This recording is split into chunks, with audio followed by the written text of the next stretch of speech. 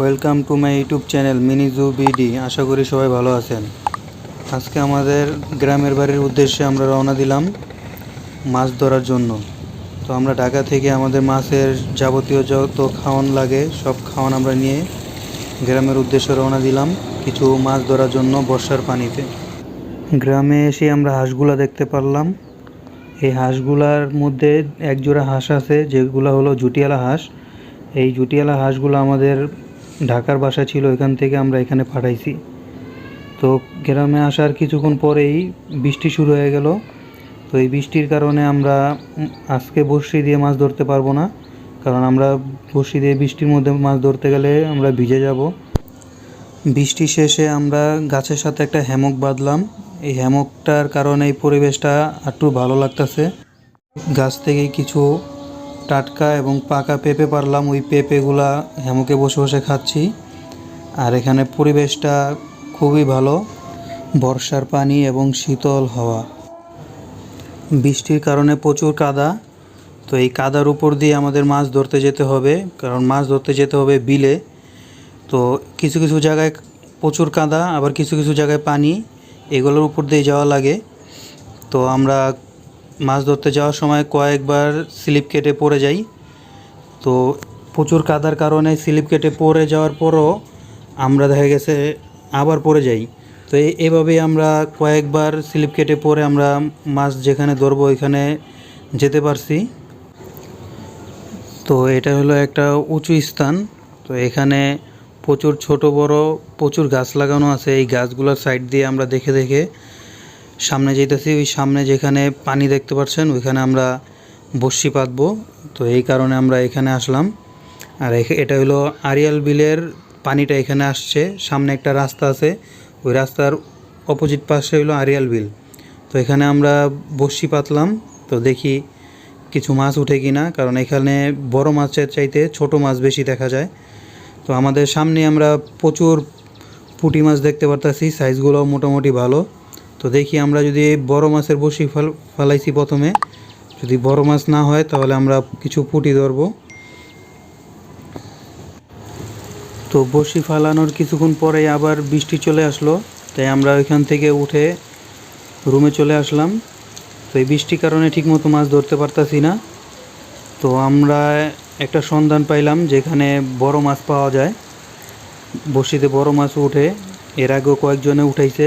তো আমরা বৃষ্টি কমলে ওইখানে যে বড় মাছের বড়শি দিয়ে কিছু বড় মাছ ধরার চেষ্টা করব, দেখব কিছু বড় মাছ আমরা ধরতে পারি কিনা।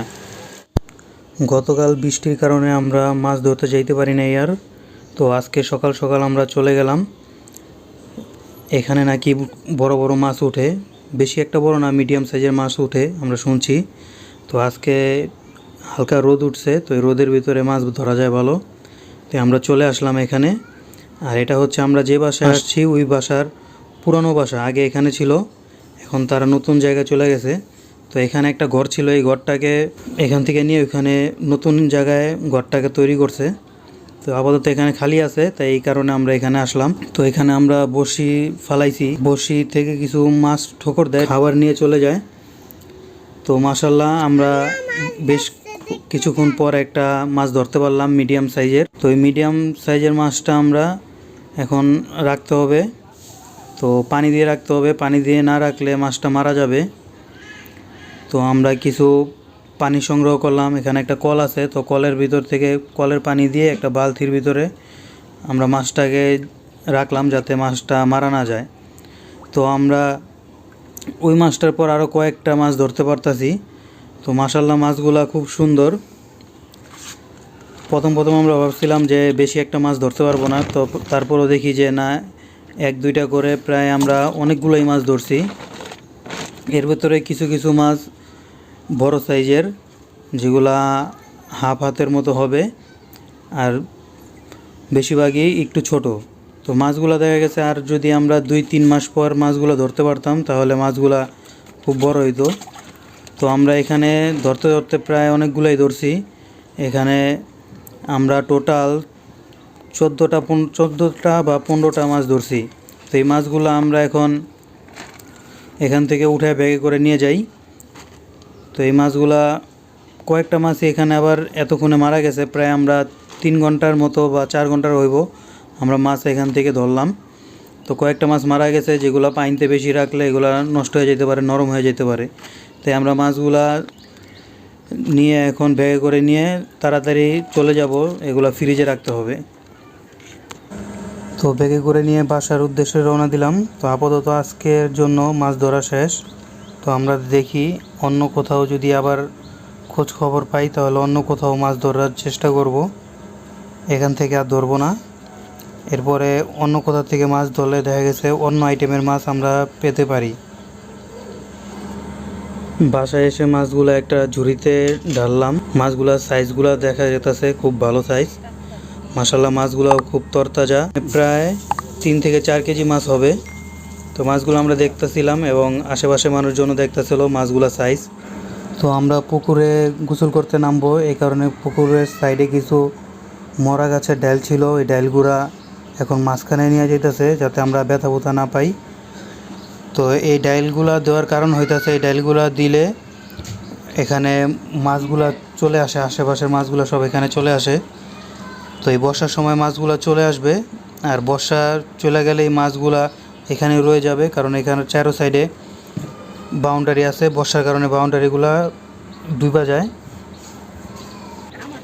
তো বর্ষার পানিতে আমরা কিছুক্ষণ গোসল করলাম, গোসল করার পরে আমরা এখান থেকে উঠে যাব, কারণ এখানে বেশি গোসল করা যাবে না, বেশি গোসল করলে আমাদের জ্বর ঠান্ডা হয়ে যাবে। কারণ বর্ষার পানিতে আমরা গোসল করে অভ্যস্ত না, আমরা সবসময় ঢাকার পাতালের পানিতে গোসল করি, এই কারণে বর্ষার পানিতে বেশিক্ষণ থাকলে আমাদের জ্বর ঠান্ডা হবে, এই কারণে আমরা একটু গোসল করে তাড়াতাড়ি উঠে যাই। হঠাৎ আমাদের চোখে কিছু পাখির বাচ্চা পড়লো, ভালো মতো দেখে দেখলাম এগুলা হলো ডাউক পাখি। তো প্রথম আমরা কালো কালো কিছু মুরগির বাচ্চার মতো দেখা গেছিলো, তো পরে একটি বড় দেখলাম, তখন বুঝতে পারলাম এগুলা ডাউক পাখি। এখানে একটি ডাউক পাখি দুটি বাচ্চা নিয়ে কচুর উপর দিয়ে হাঁটছে এবং খাবার খুঁজে খুঁজে খাবার খাচ্ছে। তো দেখতে ভালোই লাগতেছে, এই প্রথম ডাউক পাখির বাচ্চা দেখলাম। এর আগে অনেক ডাউক পাখি দেখছি, কিন্তু এরকম বাচ্চা নিয়ে হাঁটাচলা করতে দেখি নাই। এই বাচ্চাগুলো সাধারণত এখানে থাকে, রাতও এখানে থাকে। তো আমরা প্রথমে এখানে দেখলাম, আমাদের দেখে এই পাখিগুলো ওইখানে উড়ে চলে গেল। এবারের মতো আমাদের বিক্রমপুর ভ্রমণ শেষ। তো আমরা এখন আমাদের ঢাকার বাসায় চলে যাচ্ছি। তো আমাদের ভিডিওগুলো ভালো লাগলে লাইক, কমেন্ট এবং শেয়ার করবেন এবং সাবস্ক্রাইব করে রাখবেন আমাদের চ্যানেলটাকে।